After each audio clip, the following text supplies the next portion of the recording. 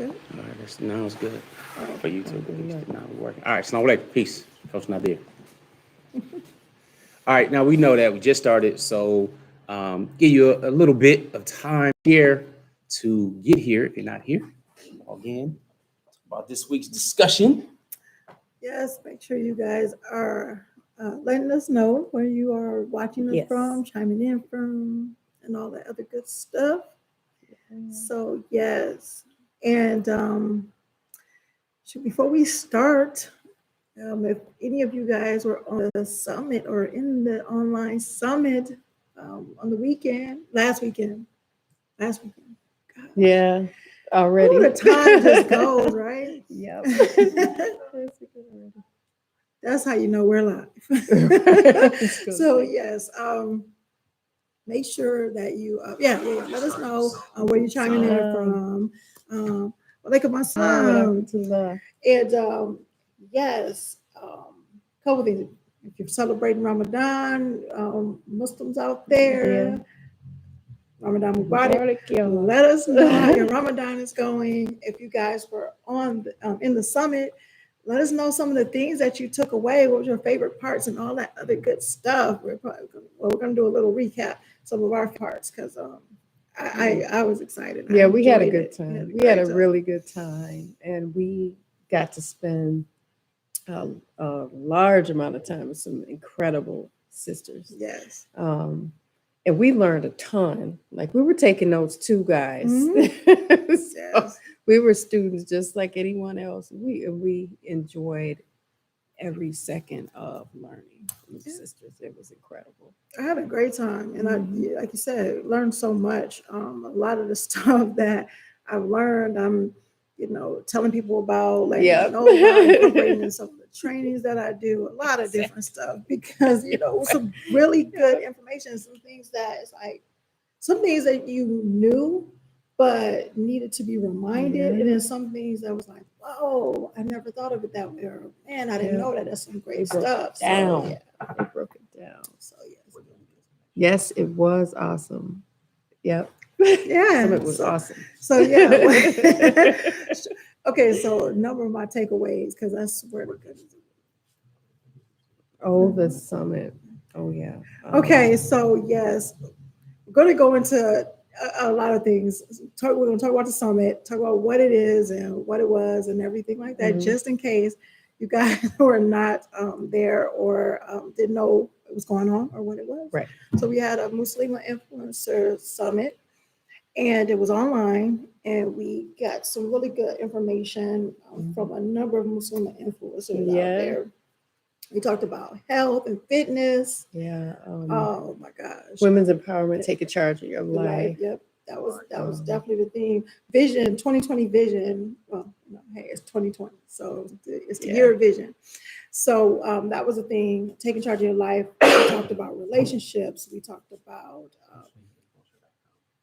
Oh yeah, if you didn't catch it, we're getting there. All righty, go make sure if you didn't get to check it out, because we were going to tell you a little bit about it before. Yes, if you didn't get to check it out, make sure you go to outstanding relationship, personal relationship. I'll say it with you. Yes, MuslimaInfluencerSummit.com. You'll actually get some idea of the sisters that were there, all of that other good stuff. Yeah. Their area expertise. Let them know about some people who were there. They don't know. So we actually put it into a course. So if you guys did not see it and want to see it, make sure you guys go check it out. Outstanding.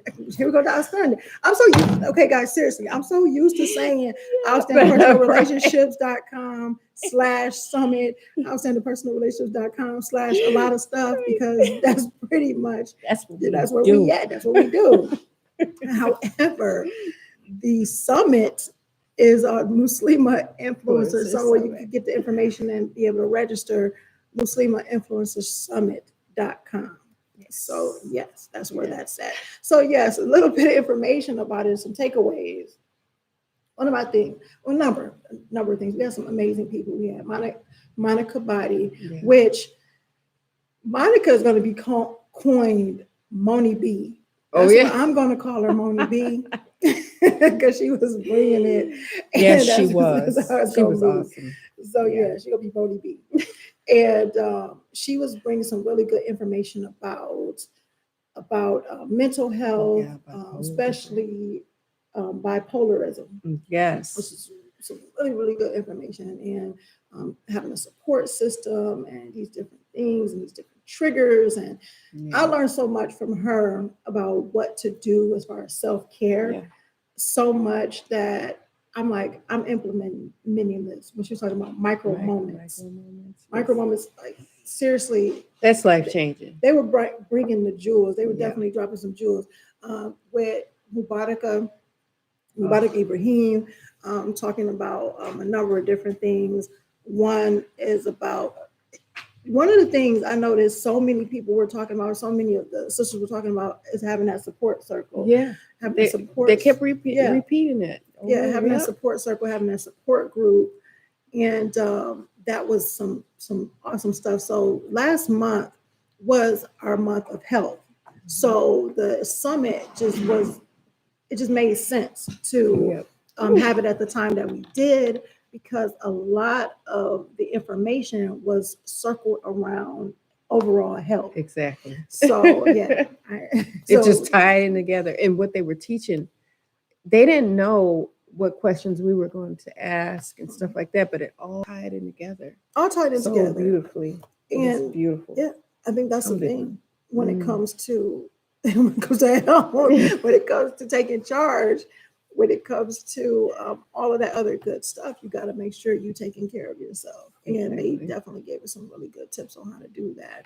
And we actually had some business information too, so that was some good stuff.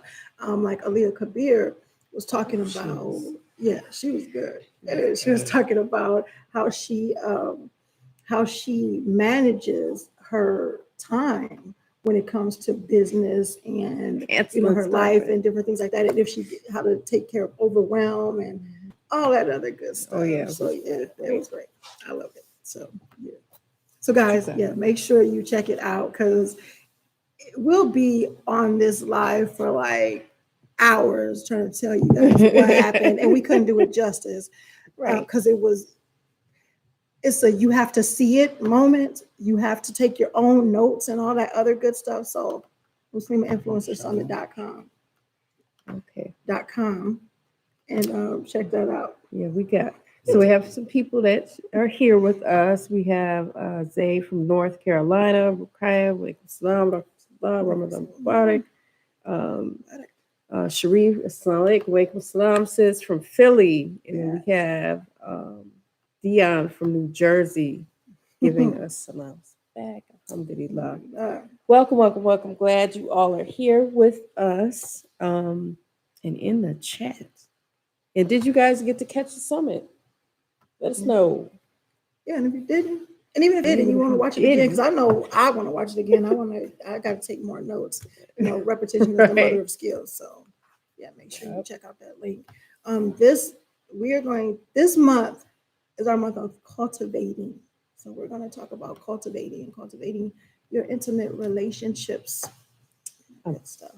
Because it's spring and all that other good stuff. You see people now at Home Depot, Menard, because those places are still open. Yeah, they're redecorating. But you see these people, and you see where they're getting their garden tools and their flowers and seeds wood and all this other stuff. So they're cultivating. They're trying to grow their garden. This beautiful thing, and it's just fitting to have that be the thing of the month. And cultivating your relationship. It fits. Yeah, the summit was awesome. I caught a couple of the chats. It was. The Amina. Yeah. I would say North Carolina. Why was I going to say New York City? I know it wasn't New York City with no Y in there. Alhamdulillah. I'm so happy that, to look back on the summit, I'm like, did a summit. Yes. a little shook, but it was really a labor love. It was really, really nice. And we got so many nice comments from people saying they enjoyed it while it was going on and thanking us. So, thank you so much for that. The love that you all gave. Um, Myself and my co-wife, we had a good time, and we're glad you all liked it too. And we hope to do it again. That's why we created the course. Inshallah. Do it again. All right, so cultivating relationships. Let's get to it. Inshallah. God willing, here's the deal. Coach Nyla talked about it being spring again, at least here in the Midwest. You know what I'm saying? If you're down in Florida or Cali, Right. y'all good, y'all straight, you're hot. But it's that season when, again, time changes, things come back to life, if you will. Many times we describe winter as a rough part of life, saying, I'm going through a winter right now if we're not filling up or things just aren't going the way we want them to be. But spring is that beginning new and again. So looking at our relationships, they have ups and downs, regardless whether it's parents or children, significant others, what have you. There's always ups and downs. There's that cycle. The challenge is we can actually be proactive in it. So today we're going to be sharing, some different things you can do to help cultivate and develop some of the richness of your relationship so that the fruits and the harvests that come out are positive. Because whether you believe it or not, we are always cultivating. All right. The challenge is whether it's something good or not so good. Okay. Or if you don't think you're cultivating, just remember that weeds don't need you to do anything for them to grow. And if you're not pruning, no matter how beautiful your garden or whatever it is, it will get taken over. Okay. So it does take us being proactive. And inshallah ta'ala, we're going to share some, just some strategies, some basic strategies that dig deep enough to go below the surface. So I don't really like going to just getting some advice. If you want advice, you can call your mother, you can call a friend, you can call somebody to get some advice. And they may be able to give some good advice. It may be something that's practical, but it's a little different than getting some advice or something in passing or a tip versus some strategy that's actually more long-term. So prayerfully, you should walk away with maybe 3 to 5 different strategies you can implement right now during the spring to cultivate better relationships. Again, whether it's with your children, whether it's with your significant other, whatever it may be, so that prayerfully you can have a good spring and be on the uptick in your relationships. Yeah. Good stuff? Good stuff.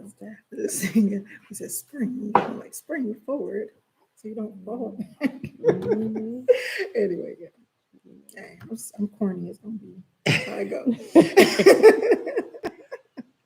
It's all good. So who would like to begin? Also, if you have any questions, feel free to put them in the comments area, whether it's on Facebook or YouTube. And if you haven't liked our YouTube channel where you can find dozens of hours of info, please go to our YouTube channel. Check it out. We have, again, dozens of hours, dozens of videos. If you have any questions, you can send it to us. You can post, or you could also email us support@outstandingpersonalrelationships.com, and we can work to address it if we have information. Just don't be surprised if you're asking something that we may not necessarily deal with. Again, we don't claim to be experts in many things. So, we will gladly point you in the direction of someone or something that may be able to assist in the area. I know I've done that frequently over the last week where brothers have contacted me on some things that really weren't pertinent to what we do. Also, just a quick disclaimer, we're not matchmakers. So no, don't contact us trying to say, hey, can we put you in contact with some sisters? Do we know any brothers and stuff like that? Look, we're not matchmakers. We don't do that. We're in the process of trying to match our children up and stuff like that. And that's not an easy process. The sisters have it extremely rough. Analyze. It's no joke, but we're not. So I'm just letting you brothers know, because the brothers tend to be the ones like, oh, I'm trying to look for da-da-da-da-da. Nope, it's not us. It's not what we do. Nevertheless, if you have some questions, you can go ahead and post them. I see you have some great notes and some stuff. We were talking about what we do. So go jump into it. I did not. But no, I did actually. But oh my gosh. Okay, so just thinking about cultivating relationships, because of course this our month is about, and there are a number of things that we actually have talked about because we prepare our RMIC, our Relationship Mastery Inner Circle members for this very month of cultivating their relationships right now. So as we're looking into those different things and talking about that in this live, I said, you know what can we talk about? Then I thought about what we've trained or talked about in our RMIC, our Relationship Mastery Inner Circle, with the members, and we were talking about different things that you should have. And I know a lot of times we're not saying what you should do, but we say what's best practices. No, I'm saying you should have these things in order to cultivate these relationships. And there are different types of traits, practices, but one of the main things is being conscious of cultivating, being conscious of wanting to cultivate your relationship.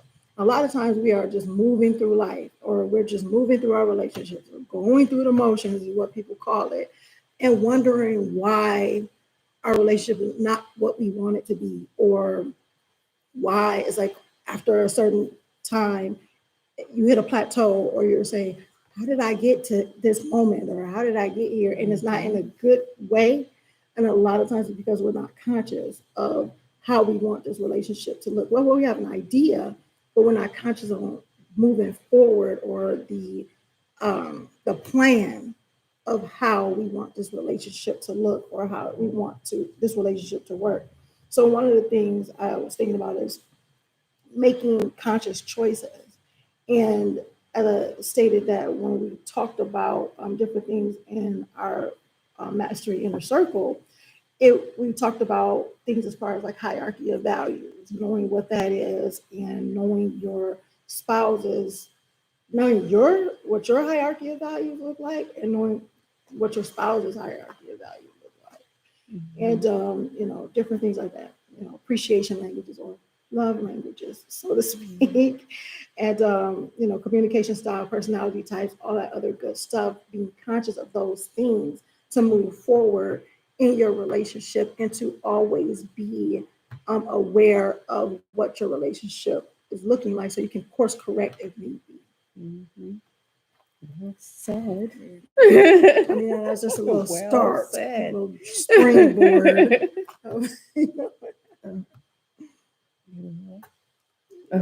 All righty, I Ladies will. Come on, I ain't gonna say that. don't leave me hanging.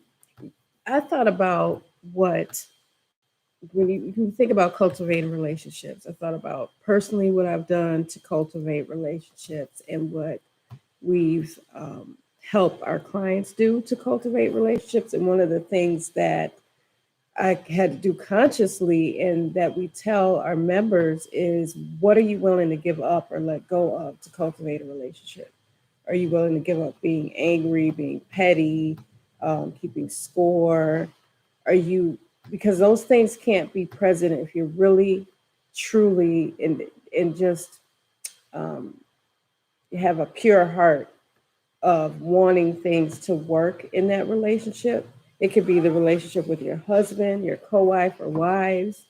But what are you willing to let go of or give up that is negative, that could be affecting that relationship, in order to cultivate a positive relationship with them, or with your spouse, or with your co-wives? What is it? So I notice sometimes people want a good relationship where they see the fruits of, our family in polygyny, and then they'll go, well, I want that. And then we'll coach or go deep into some of our training, but then some of them don't want to give up being petty, keeping score, ego, anger, really, we all have jealousies. We all have that. But when things start to become verbally destructive, are you willing to give up, your slick mouth? What are you willing to give up in order to cultivate a relationship that you find that you want to be valuable? It's like, oh yeah, I want a relationship with my co-wife. And it's like really dismissive. And that's not cultivating a positive relationship if you're, doing this and dismissing the other, the subsequent wife or wives, or it can go the other way. It could be the initial wife is getting dismissed. So are you willing to give those things up? So that's something that I had to do. I had to give up, but see, I wasn't communicating. So I had to give up not talking and practice talking in order to cultivate a relationship, because personally for me, you can't, I couldn't cultivate a relationship with my co-wife if I wasn't going to talk to her. That wasn't going to work. So are you willing to do the work that it takes in order to cultivate it and be sincere in doing so? It's not for show. It's not for decoration. It's not to impress somebody else. We're talking about best practices. So if you want best practices or best results, you have to practice best practices. So what are you willing to give up? To jump on that as well, I remember one of my mentors told me a while ago, when I was first building a business, he said, you have to give up to go up. He said, if you're a leader and you're moving in the direction of you need to climb a mountain, for example, and as you go up the mountain, there are different summits and there's different things that you need during the summit. You have to make sure you're packed light enough, but have the essential tools that you need in order to get to the next level. So you might not be able to take that 7-pound comfy blanket. All right. Or you can't take this portable heater along with you. So you have to take the essential. So what are you willing to give up so you can go up? You have to lighten the load, if you will. So that's one of the first things. So evaluating your life, being introspective.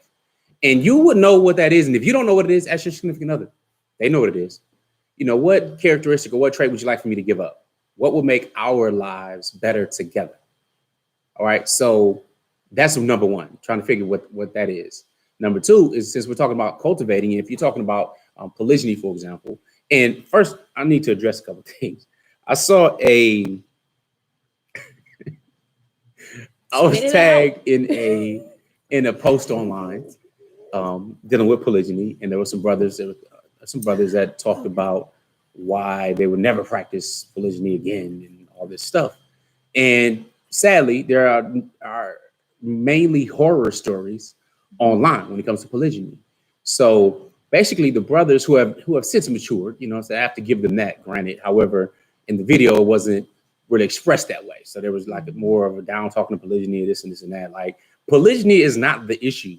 Marriage is not the issue. All right, monogamy, not the problem. The problem tends to usually be the person.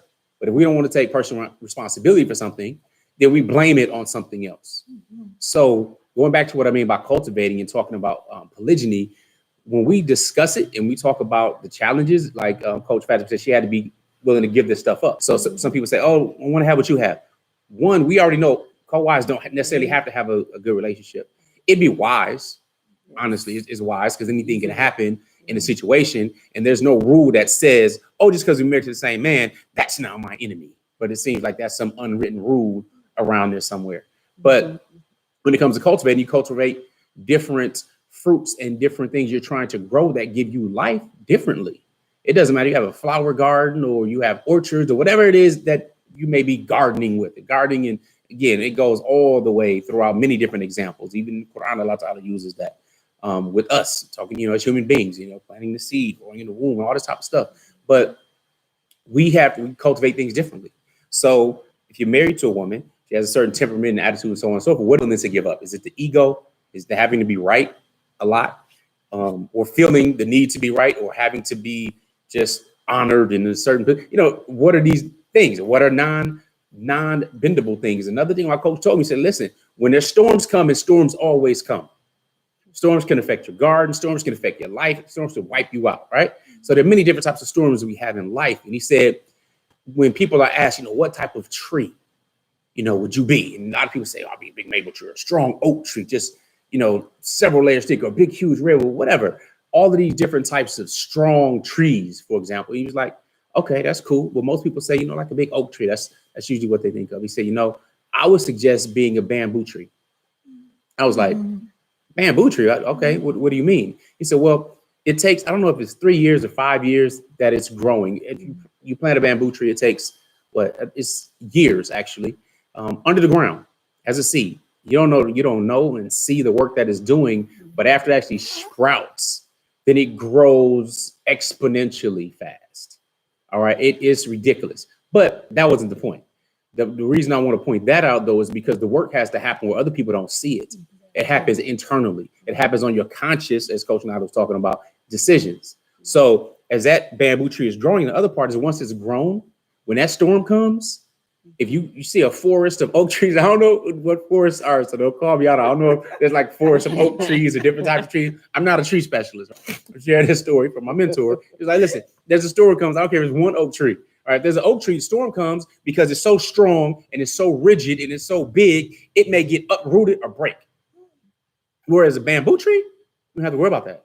A storm comes, it's going to be flexible. It's going to be able to move and come back to its original position and enjoy the sunshine and life another day, if you will. So there are some storms that you have to deal with being more flexible. There's some where you have to be strong. But a good leader, as an imam of a family, as the one that the things have to come back to you, basically the CEO, you have to make an executive decision on how to cultivate and where to bend and where to be strong at. So these things are extremely important. How do you do that? Well, you invest in you. You get under that ground and that dirt and that soil like a bamboo tree, right? So you're reading leadership books. You're listening to the audio books. You're going to the different seminars. You're investing in the online courses. You're investing in you because I need to be strong enough before having even one wife. So if you're a single brother, well, then you need to build yourself up to be able to track whatever it is that you desire and be able to deal with it when that time comes. Because the issue, again, is not marriage. And though we practice polygyny, we absolutely know it's not for everybody. So going back to these brothers, they made some statements like a brother had mentioned, well, there's girls around and so on and so forth. And, we really didn't want, marriage. We just want to allow girlfriends. All right. That's a problem, with the thinking, right? That's a problem with him. Okay. And he attracted those that was with that, whatever is what it is. The other one was like, yo, I was married already. And the other girl, she was just super sexy and beautiful and this and that. And I just wanted to get with her. She had a slick mouth and everything and just talking crazy, but I thought it was cute. Okay. But again, that goes to his choice, right? Mm-hmm. So they went into it on an immature level. So no question, the stuff broke apart and all kind of stuff. But again, they were a little younger. So I'm older than them now. No, I was older than them at the time. But you know what I'm saying? They're older, but they didn't have any success in it. And then so what got me disturbed was that you're blaming polygyny when it's not polygyny. You know what I'm saying? We have to accept responsibility for who we are and who we are not or were not.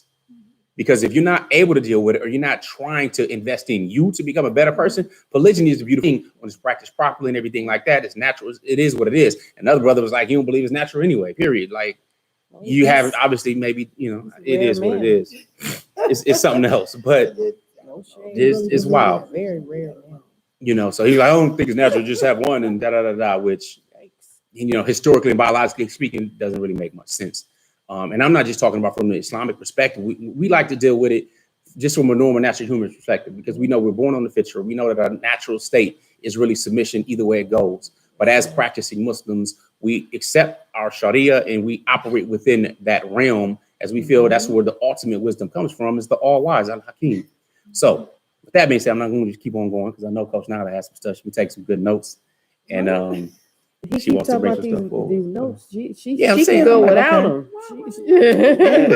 And Sister Fatimah Omar, Assalamu alaikum, sis. Good to see you. I have to get her part stuff. Gosh, okay. While she goes back to it, for those who want information on the summit, influencersummit.com, or to connect with us on a deeper level, to get our blogs and different notifications and stuff like that, or not outstanding personal relationships.com. Nice. You got it? Otherwise, Abbas Ahmed says, Ramadan Kareem, Ramadan Mubarak, Akhi, Dhulfiki, Abbas Saad. Not to cut you off, but also with cultivating relationships, you have to understand, or you should understand that we feel like our story matters, but not someone else's story. So we don't allow their voices to be heard. And it's extremely important. And I don't care if it's monogamy, I don't care if it's polygyny, I don't care if it's just Muslim to Muslim. Someone else's perspective and their experience matters to them. So we need to really look at someone else's side when we're cultivating these relationships. Like, I would never want to be a man in polygyny ever, because the responsibility is tremendous. It's no joke. So I know me enough to know, alhamdulillah, I'm a woman. I'm not a man. He's the man. We're women, and I like my position. So, but I had to look at, since we're wives and we're not husbands, we have to look at, okay, what is it? Is something happening behind me that I should know about? Oh, that's that. Oh my God. I don't think it's something behind you. Okay, go ahead. Okay, I digress. But I had to think about things from a different perspective, because I'm a wife, I'm a mother, I'm a woman. I don't have the weight of that particular responsibility. My responsibilities are much different than his are. But with that, if you want to cultivate your relationship in polygyny, or your family in polygyny, everybody has a story. Our children have a story. Our little ones have a story. Our adult children are, and in the middle-aged children, they all have their experience of our family in polygyny, and everybody's position matters and everybody's story matters. So To a different extent. Sometimes we think the men are, oh, you did it, so deal with it. It's like, their story and their experience of marriage and polygyny is much different than ours, but that doesn't mean we should dismiss their experience. I mean, I've heard, and we all three have heard, well, you did it, so you deal with it, or that's your problem, or it's his wife. And it's very destructive to the fabric of the family, because so much can happen when those type of very horrible, harsh statements are made. When we see something, one time someone posted, if the husband was riding along and the subsequent wife needed a ride, oh, let her walk or let her catch the bus, or we just ride by her. What? I was so upset by that, because I said, okay, it's okay to say that because you're not the one standing needing a ride. Is that what it is? But it's okay if he pick you up and he's with her. So don't get me started, y'all. That's what I had to say. Language can absolutely be destructive. Yes. Fatima Omar. And I'm gonna come to your question. There's a few questions. All right. You want to jump to questions? I'm going to say a couple of things because it just made me think. Huffington Post did an article on cultivating relationships. There's actually a number of articles out there on cultivating relationships, but it's a really good article on like different things to have. And I was looking through it and I'm saying, yeah, that actually makes sense. Having empathy, generosity, consistency. I take notes on it because I was like, let me see what this is about. And I started to think about it. I'm like, yeah, consistency, the ability and willingness to compromise, setting boundaries, right? Okay, it said boundaries is what it said. So I put setting boundaries and respecting boundaries, because we can set our boundaries, but just like Coach Fatimah said, it's like when we don't look at the other side. When it comes to cultivating a relationship, is looking at both sides. It's not just me, my. Yeah. And I was at the mindset, not even at the mindset of me, my. It's just certain things like I'm a very, I don't want to say emotional because it's not emotional. I feel a lot. I was like, no, don't do that. Nothing wrong with emotions. You're full of them. That's We how are. baby. You just express them. I express my emotions a lot. I'm pretty decent at the way I do it because my things, I absorb a lot of other people's emotions and stuff. So Indeed. That's because you're seeing their side. That's why. So I do a lot of seeing other people's side and not really speaking my side until it gets to the point where I blow up. And you flipping like, and it's not good. So it's these certain things. So, certain things. And when it comes to just that is a joke, sorry, by the way. girl. It's like not. Yeah, she doesn't throw chairs and stuff across the room. You'd be like, wait, did she do that? Right. How did they deal with her? Oh no, right. Sure, yeah. See, here we go. Here she But go. where was I at? Oh, the setting boundaries, the other side. So that's the thing. And I was at a point before, if a person hurt my feelings, I'm not the type of person that go hurt their feelings back, but I'm like, you got to understand that my feelings are hurt. That's that part of me. There are other people who, if their feelings are hurt, they're like, I'm hurt your feelings. I'm going to hurt you. Me, I'm like, no, I want you to see that you hurt me so you can make it right and everything like that. And I was like, you got to care. I'm going to make you care. It don't make any type of sense to do that. But I was just thinking about these different traits, because if we exhibited these qualities or these traits and say, you know what, this is what I want to be for someone. This is what I want a person to be for me. So I'm going to be this way to be this person for somebody else too. That's how a lot of relationships start to thrive and grow and become fulfilling, because the way you want somebody else to treat you, or the way you want it to be, you should be that person first. You should be that thing first. Yeah, that's true. Indeed. In fact, most also true. followed up. Language can be destructive with, and language can also be healing. It's absolutely Bam, true. yes. Absolutely true. Mhm. You're one of the dopest coaches. Indeed. Allahumma ameen. For those who are making dua for us, we hope is weighty on the scales on the day we need it most. Yes. Inshallah ta'ala, your Ramadan is being blessed. All right, so there are a few different questions. I'm gonna jump into it. Let's do that. Man, these questions are for me. Hey, Oh, snaps. snooky. Juicy. All right, Now. brother Ali D on YouTube. He says, Assalamu alaikum wa alaikum salam wa rahmatullahi wa barakatuh. May Allah bless you all. Allahumma ameen. My question is for Coach Nazir. And I don't know if you sound like this, but Right. I'm like, come on. I know you said you weren't looking for poly, but was the courting? Okay, I think what was the courting process like for you? I think he meant. And then he says, how can other men court while still being married without feeling like they have? Don't read the question like All right. that. That's getting on my How can other nerves. men court while still being married without feeling like they had to sneak around? Or in your case, did your second wife pursue you, making it easier? Were you on the prowl? No, there was no prowl. First of all, let me answer the second one first. Prowling. Did she pursue me, making it easy? According to my wives, most women want me. Hilarious. You don't want to And I'm be just person. I'm just well, I'm waiting just on this. oblivious I'm gonna just wait for you to finish. anybody liking me or not liking me. So this one that's actually funny to me. Nevertheless, the courting thing is still that's to me, that's still I don't really understand that process. Right. So there are other people I know. Zara J does the courting podcast or something. What is it called? The Courtship podcast. Yeah, the Courtship podcast, which she deals with courting and speaking back and forth and so on. And as a wali, for daughters, that I have a responsibility to try to coordinate some things and stuff, which I'm trying to work on now. Just no joke.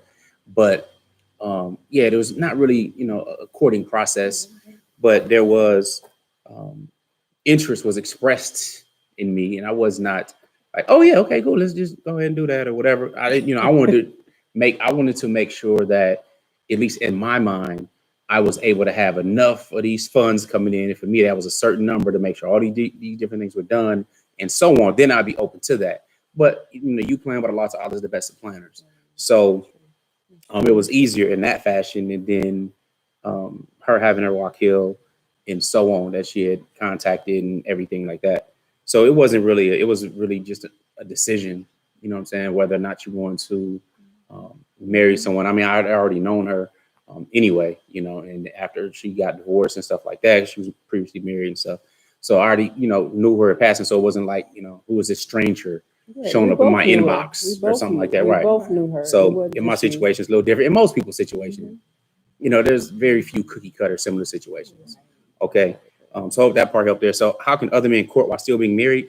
This is one of those areas that I don't know much about that other than you would speak with the sister's wakil, you would speak with her guardian, you would speak with her wali, and then something can be chaperoned, or maybe conversations can be coordinated and get to know each other with her respective guardian present.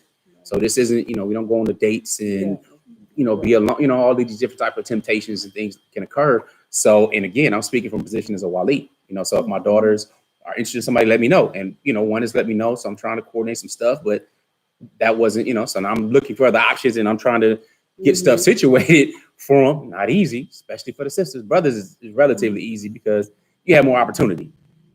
So anyway, without having to go into that. So the thing is, finding somebody who's serious, or someone finds you who's serious, and then doing it the proper way and proper fashion.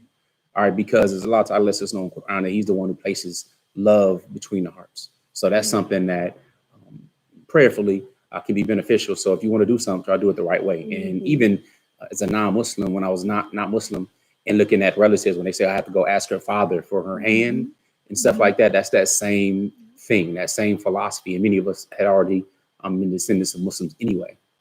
So that part of the culture is still something that's respectable, is honorable. And again, that's natural, which obviously goes right in line with Islam, which Islam encourages. So prayerfully that help, bro. Now, Zakia asked, do you think all men want more than one wife? No, I don't. I don't think all men even want to get married, period. I don't think there's anything with all men that we can broadly paint a brush with, period. All men aren't able to even have that desire. And if we look at all men, there's a whole lot of men that ain't even liking women. They want a husband. You know what I'm saying? Right. They want to be a wife. So no, they don't. You know what I'm saying? That's the short answer to that. Now, I think you mean would most men probably desire more than one wife. And that's from my unscientific studies and conversations with brothers all the way across the board, Muslim and non-Muslim. Yeah.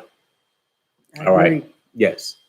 Okay. That's normal. So that's normal. Now, what I mean by that is it's really important. It's a very distinct thing when it comes to men and women.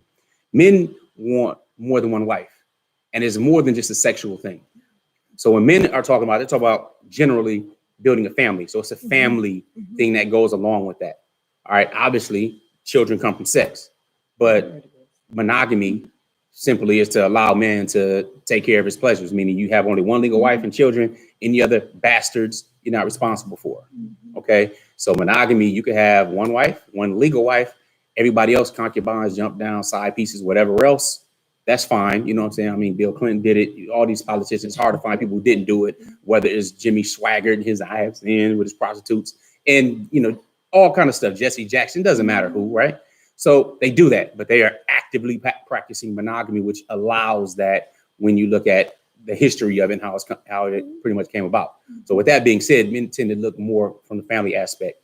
Except, you know, you have those immature ones who just think I'm going to go do this and I had these extra women and have a stable and stupid, in my opinion. I mean, for real, you know what I'm saying? So you see polygyny pictures and it's one dude and the women are hanging all over them. He's like, or you see the little video, and you're like, whatever the TikTok thing, and all the wives come spinning in and they like, Or they're you know what I'm doing saying? like the Chinese splits, you know, at the same time. You see the three of us. You know what I'm saying? You see the three of us. You don't see the 14 of us. You know what I'm saying? You don't see that. You know, you see us, with all of us, with all the kids, a dozen kids. Yeah, it's 15 of us. 15, I was gonna say 15. I don't know, somebody. Yeah, 15 of us, right? You don't see that. You know what I'm saying? 2 full squads, right? With backup, so people on the bench. You know what I'm saying? So, and generally, at least those who I speak to who are mature, it's more than sexing. However, when women say, "Oh, why can't we just have more than one husband?" That usually is a sex thing. Okay. Now, what I mean by that is they're not really looking for more than one husband. They're looking for an aspect of sex, where, threesomes or what have you, and that type of stuff. That's what they're thinking of, because they denigrate marriage or polygyny to thinking that, that must be what the men think. He can just get some more. Therefore, I like more than one man. We're humans. Humans are attracted to different humans. I know that. I know the likes of these women and different types of people they're attracted to. It ain't the big guts and all this type of stuff, but I know that they know what I like as well, right? We're humans, okay? But that doesn't mean they want to be a wife. They're not built that way. At least, I'm not, being facetious and egotistical and, it's just me. No, not at all. We're humans, but men in general are built in a certain fashion. And usually when you're looking at it from a family perspective, it makes more sense. Women-wise, go ahead. I'll let y'all speak. I'm speaking. We have more questions. I know, but we want to finish up on that point. Well, yeah. When women say they have more than one husband. Yeah, but the one thing is, I'm serious. I mean, I understand the knee-jerk reaction to say that, But first, the men part. When you said that, that's why in my mindset, and I know we use the word men. That's using it too loosely. Yeah. So that's that part, and of course that's kind of the thing. But it's the men versus male, and males are a certain way, whether they're young or whatever, and then you got men, and men are mature. Yeah. So that's that part. But the women, the knee-jerk reaction of the multiple husbands, my gosh, okay, it's easy to say that until you really think, when it get really real, about the testosterone and the egos of men. And I'm saying men, period, not just males, men, because Tommy.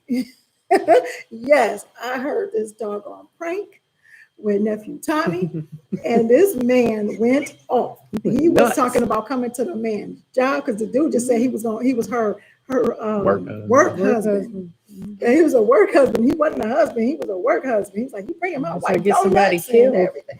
Was mad. He was on, I'm gonna come here. You better get right with Jesus, is what he told him, because you're gonna meet him tomorrow. All this stuff. So that stuff in itself, thinking about how to deal with any of that as a woman, the egos and the testosterone and the stuff, and it's that, like you said, about men looking at the family dynamic is having a wife. It's not having these multiple women, so to speak. It's having this family, this wife or these wives, this legacy, that type of thing. When it comes to women, if we really looked at it as the family dynamic, who want to take care of multiple men? Not to be bad like that, but it's work to take care of people, and I'm not take care of, like, they just can't do nothing for themselves. But women have responsibilities. Wives have responsibilities, just like men and husbands have responsibilities to their wives. So being able to do that, or even being willing and wanting to do it, we already have attitudes when it comes to doing certain things that one husband asks us to do. I'm being real. I'm being honest for myself when it comes to, can you do this? Can you whatever? And I'm like, fine, whatever. Sometimes, I'm just saying. No, it's like just certain things where sometimes you just don't feel like it, just period. And having to deal with that on multiple levels is a totally different, totally different beast. So if you're looking at it, what is the word, mature, in a mature fashion, you will see it as that it's a lot more work than pleasure. When it comes to, marrying, not to downplay or, disrespect men or anything like that, but to marrying men, it is more work than pleasure, marrying multiple men. When it comes to men marrying multiple women, it's this whole family dynamic that everybody works together, because you have this leader that, it should have this leader that can lead properly and lead this family, to have a great legacy and fulfilling. And every woman can have a husband. Yeah. So, all right, cool. Couple other questions. Now, sad Muslim bro. I'm going to say Saud because that's just sad to say sad Muslim bro. Ask the question, what do I do if the first wife tells me that she would divorce me if I take another one? Well, there's a few things. We've addressed this a number of times. Okay, there's a few things you have to do. Well, you don't have to do anything, but you should evaluate your situation. Okay, evaluate your situation, because she may request a divorce and want a divorce and all that. It could be emotional, it could be a threat, or it could be something that comes to fruition. So you have to make the decision on whether or not it's that important for you to do so and chance it, okay, or to stay and be with someone who you grow to resent over the time for her position. All right, that's a decision that you actually have to make. It's a common thing. I mean, it's common. It happens all the time. Women threaten divorce and so on. But then some like, okay, well, he's actually a good dude and it's sexual alignment, so they go that route. Or then there's others like, yo, I told you I'm gonna divorce him, do that and take the kids and do all kinds of stuff and get really revengeful.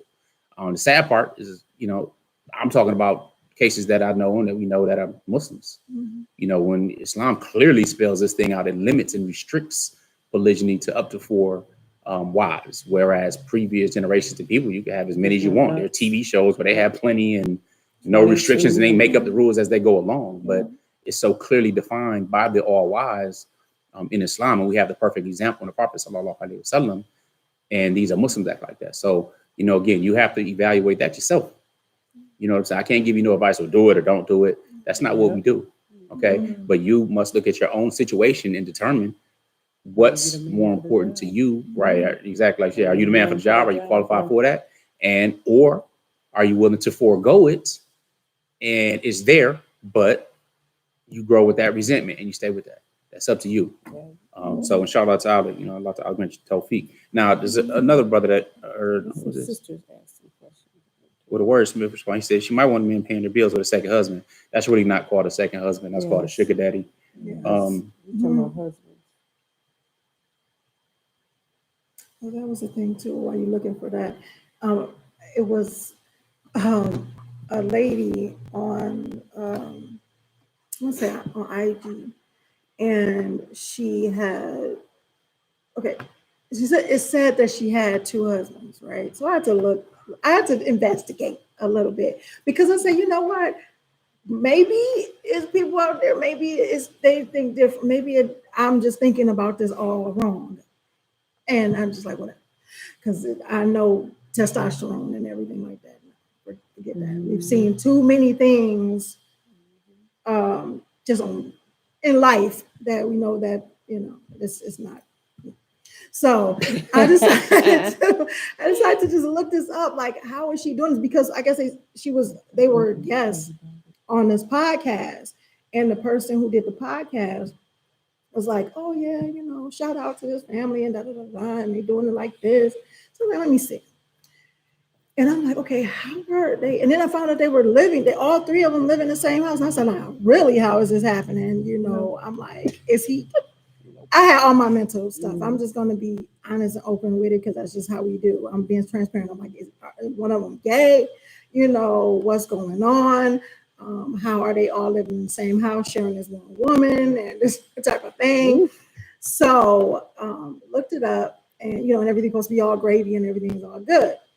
So going through her posts or going through their posts and different things like that, and she said it was one post that said something about why husband number 2 or why husband number 1, whatever, won't let me know the names of his other women or something on the lines of that. I was like, oh, okay. She don't have 2 husbands, you know, whatever, because, you know, they can have other women. So this is not, you know, it's polyamory. Right. So I thought it was polyandry, but I was like, let's discuss those terms. All right, really quick lesson.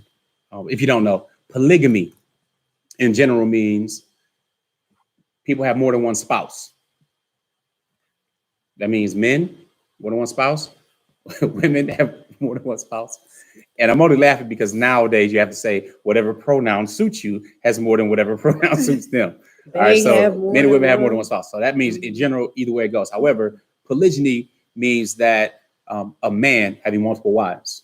Polyandry, a woman having multiple husbands. Polyamory, people they all having multiple lovers, stuff like that. Okay. So, but again, polygyny is what we practice, and we feel, you know, we know that it's more structured for family growth and building. So that's that part. Now, so Sister Fatimah asks a question. She states, do you think that men who have a mediocre mentality, who work 9 to 5, have a smaller chance of being successful in polygyny?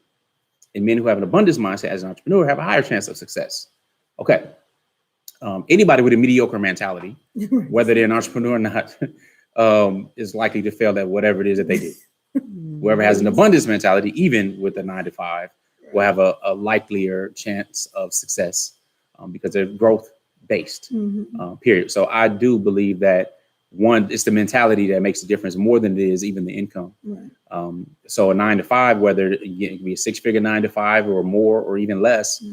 But if a person does have an abundance mindset as an entrepreneur, that usually helps because, one, as an entrepreneur, you're solution oriented. You have to make changes. You have to be adaptable and flexible more than more than what is required as a traditional employee, where you're taking orders or you're told to give different things and tasks. I mean, entrepreneurs had to make decisions on how to adjust during the whole pandemic and crisis, whereas employees had an option of, are you essential or are you not essential? You know what I'm saying? So, but again, it's the mindset where going and being in abundance and a growth mindset absolutely trumps anything other than that, mediocre wise. So that's when we say you have to be more than twice the man. That's not saying, oh, you just have to be this big old alpha. This, no, what it's saying is that you have to be able to deal with and adjust with and be capable of dealing with more than one woman, okay, in a satisfactory fashion on the lowest level. Okay, so you said when you're talking about more than twice a man, and it doesn't mean that you got to be all this out. It's like that's the thing where when you start talking about the manhood stuff, where knowing what that actually means, being a man. So don't mean that you're to be big, bad, gruff guy that whatever I say go. Yeah, that doesn't make you a man. But you know, that's a whole other topic for a whole other discussion. There's another question in there. There was a question earlier that I think we missed from a sister. I'm sorry if here on Facebook. No, I think it was, I'm not sure, but she asked about the difficulty sharing a husband between the women. And we've talked about this before. We don't just share. I like what you said. One time we were talking about our days, and it's his day with us, not our day with him. So when you look at things in a different perspective, you kind of flip things over on their head. You tend to feel better about them because of the words that you're using versus the words that people want you to use. We share him with his children, his friends, the brothers at the masjids, the business partners, associates, his parents. You know, when his father was alive, he's sharing us with other people too. So it goes both ways. So if you just focus on it's just the wife, his other wife, I'm sharing him with this other woman. It's not that though. It's other people in our family that matter to us too. So where our focus is just not on our husband. And that's where I think we misstep sometimes as women. We put so much focus and so much power into the husband, and he didn't ask you to do that. See, that's the thing. He didn't ask you to elevate him to this position where your focus is just on him and his relationship with his other wife. So we talk about that, of course, in our courses. We go deeper into those things, but you have to be careful about how you talk to yourself. Your self-talk is important. So, yeah. About the courses, just really quick. Your brother asked a question. He says, do you go in depth about both men and women need and want from each other? Listen, yes, actually we do.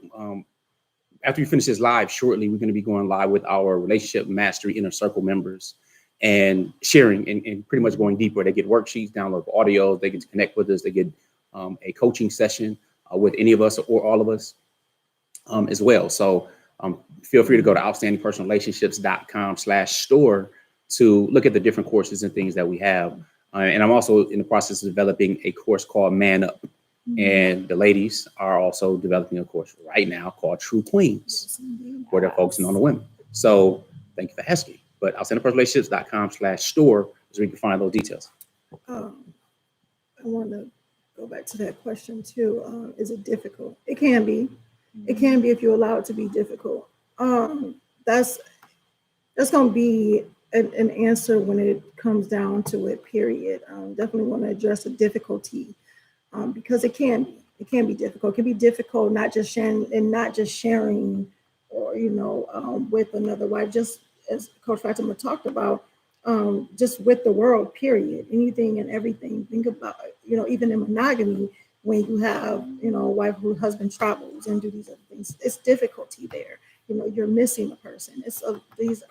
These are normal things that can happen in life. It's how you deal with the difficulty is what really matters. Things That's life. You have difficulties and challenges in life. As I stated before, it's how you deal with it. How can you deal with it? Let me give you a couple tips how you deal with things that are difficult. Focus on your improvement. Focus on the things that you want to do for you, things that are going to make you a better you. And when you are with your spouse, when you are with your husband, what things are you going to do to cultivate your relationship? Create this better time when the person is with you, instead of thinking about the negative of not being there or being apart. Because one thing that we have to understand, that what we constantly think about, we bring about. So if we're constantly thinking about something negative about our spouse can walk through the door and we have an attitude. We're wondering why we had that attitude. That's because we cultivated that in our brains, because we were upset because they weren't around or anything like that. So now it's just this trigger. When you see them, instead of something happy, it's something upsetting. So yeah, that's how I would suggest you get over or improve on the difficult situations, because the difficult situations will come, and yeah, it can be difficult. Indeed. The brother mentioned too about our dear brother, Imam Shadid Muhammad, saying that a man must stand in his own discomfort, which is true. That's one of the sayings I really love that he brought out, because that's real. You do have to do that. You don't want to do it. Obviously, it's uncomfortable, it's painful, and everything else, but you have to actually do it no matter what. And the sooner the better, because the sooner you start, the sooner it'll at least be over. You'll be through it, and prayerfully come out strong on the other end. So, okay. All right, looking at some different questions. Yes, it's that you represent. Is it really quick? We don't give any type of fatwa or anything like that. We don't do that. So is it allowed to marry someone who cannot be a mother, but everybody know? Yes, that's something known. It's not a fatwa. It's pretty easy that just because someone cannot have children does not mean that she's not marriageable. As a matter of fact, many times sisters can be preferable for someone who may be older or might not looking to have children and stuff like that. There are advantages to that as well. So, in wrapping up, since we've been here an hour already, it didn't feel like an hour, did it? I was just going through making sure. Bakhadi Hafiz says, is it better to live in the same house in your own experience? One, we don't have experience to living in the same house, and it would not be practical for us. I don't think it's practical at all. For us, again, like I said, you see the three of us, not the 15 of it, not that all 15. How many is it now? Like 12 of us? Yes. 12, 13, yeah, 10 kids. So yeah, it's not practical. And you don't want to have two queens in the same kitchen. They have their own different personalities, everything else. So we live relatively close from each other. So walking distance. But no, it's not practical. Have we lived under the same roof? Yeah, we've done it with traveling and stuff like that, where we did with us and the boys and so on and things like that. And that's, it's fine. But for us, no. For some people, it does work and it can work. Again, there's no cookie cutter thing. But for us, that it's not practical, and that's not an example that the Prophet Islam did as well. Jamal asks, kids who have you considered creating a finance course, a huge part of marriage finances? I think it'd be very beneficial, not just on finance, bro, because there's so many different courses and things you can go on that. I mean, obviously we talk about and teach on, investing when we're talking about in our relationship mastery inner circle, when we're talking about being an entrepreneur, like Fatimah Omar discussed on the summit last week, on sisters starting and beginning their own businesses and having financial freedom. So there are many books we direct you to, many different courses, many different things, but you have to decide what's best for you, whether it's a home-based business, whether you invest in crypto or gold and silver bullion right now, which is smart with the collapse of the dollar coming. You have a plan B and stuff set up, making sure you're official. Of course, it's important, but we work with different entrepreneurs, different individuals, and that's their area of specialty. So what we do is what we do, and may not fit you, since that's not our area of expertise. We are humble enough to refer other courses and things, and start your self journey. We know that if you haven't read Rich Dad Poor Dad, the #1 finance book by Robert Kiyosaki, #1 finance book for well over 7 years, then you're really not in the game. So that's a good place to start. But good question. So Ali Kabir, what's up, sis? You had to figure out how many people in the family. He loves how we had to figure out how many people. Like 14. Yeah, it's 12 kids, and I forget, 3 of us. It's easy. It's a dozen. It's a dozen children. I have 10 biological children. I have 2 bonus children, people don't know what bonus children is. That means technically stepchildren, but they're bonus children and stuff like that. So they all under the Al Mujahid clan and family. Though, a couple of them have already moved out now. I was talking at our family meeting the other day because it's important to have family meetings, especially in polygyny. So we had a family meeting, and then, as children mature, and we all mature, we recognize different things. We recognize different things right now at our ages that we didn't recognize even 10 years ago, right? Or 15 or 20 years ago. I'm learning lessons now that my mother taught me before I was even 10 years old. Like, you know what? Yeah, I see it now. 30 plus years later, right? Old. You know what I'm saying? We're almost 50. I'm almost 50. I don't look at them. I said who? I didn't say you. No, you're not. You ain't, no, you ain't even halfway. Anyway, whatever. We just now learning lessons is the point. So I asked them, how many children do we have? Do we have any children? I said, do we have any children between 0 to 5? Yes. And they were looking at them playing and stuff like that. And I'm like, who has their best interest in mind? On this earth, on this planet, besides Allah Ta'ala, who on the, well, obviously Allah Ta'ala on this earth. So let me clarify that real quick. We're not on that. But on this earth, who has their best interest in mind? And they were like, the parents, right? Usually the parents, unless there's some type of sickness or some addictions or other stuff going on, normally it's the parents. Okay, cool. Do we have anybody in the age range, that 6 to 10 age range, the next 5 years? Yeah, and they looked at them and they're playing and they're sitting at the table and okay, yeah, all right, cool. What about that 11 to 15, how you start, puberty's coming along, getting taller, and one of my sons has a little mustache going down, and daughter, so who has their best interest in mind, right? The parents. But do the children at that age really know that? They start thinking, okay, when I was younger, yeah, y'all, but now it's like, maybe you're hiding something, whatever. So what about the next stage? What about 16 to 20? Do we have any between there? Yes, we have a couple between there. So what do you think? Covered. Parents, are they the same? Yeah, they're still the same one, but they're 16 to 20 though. They got this thing figured out, right? No, they were like, they had to admit, no. What about 20 to 25? Do we have any kids between 20 to 25? Yeah, we got a few in there too. So then the question is, who has their best interest in mind? Really, who does? They had to admit the parents. Now, the children 20 to 25 know this. They have a little more experience in life now. Yeah.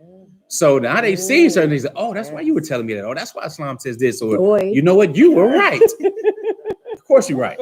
So the issue usually is there's a trust thing. Like, okay, but this big old world, you try to hold me back from something type deal, right? You know what I'm saying? Like, sometimes they find out, smash into a brick wall. Yes. But whatever it is they have to do that helps them become conscious of it. In return, that's a good thing if there's an issue. Otherwise, if they following, we are the ones that had their best interest in mind. Does that mean we always make the best decisions and stuff? No. But you're not going to find a person who we've been given a trust, and these children are a trust, a gift from Allah Ta'ala. So with that being said, then it's our responsibility to make sure we are doing and exhibiting and demonstrating the best behavior, the best growth, the best learning, because now our older children are like, oh yeah, I remember. Okay, yeah, that changed since I was younger and so on. I see you still learning stuff. Yeah. Never claimed to be perfect. You know what I'm saying? We have the perfect path with this deen, but we grow and we want you to win. No one really wants you to win. At least our family, no one wants our children to win more than us. Now, there are many relatives that want them to lose or fall off or whatever else. No doubt. That's life. They're going to come across their own challenges and everything else. But to be able to build that up and demonstrate that is very, very important in our role as parents. So with polygyny in particular, you're not going to live under the same house. You got a dozen kids. That's not impractical. And when I say kids, again, we talk about young adults. We got some mid-20s all the way down to 2 years old. They're always going to be our children. Now I know when my mother was all, this is my baby and trying to show you 30 years old. Right. I'm like, but I'm closer to her in age because she had me when she was 16. Nevertheless, that's that part. Having their best interest in mind. That's the whole thing, just to really say there. So 16 to 20 is rough. Yes. Yeah, that's that part where 16 to 20 is ain't no joke. To figure, try to like, are they really? Do they really can't? 16 to 20, it's rough. That part. You know what I'm saying? But yeah, it is. But prayerfully. Oh, and one of the things is, when you talk about the stress or sharing the man and stuff like that, here's the thing. At least for me, and I'm wise as well, that as Muslims, the most calming, peaceful place that we have is with our heads on the ground in a completely submissive position, speaking to the one who's the all wise, and sharing our concerns and expressions and our desires and our wants, and being able to cry and whatever else to the one who created us. Without that, there's no foundation for us. There's no balance for us. There's no bigger meaning for us. So no matter what, if you have some type of stress, you're going through some things in life, start there. Because if you start there, that's where you're going to end too.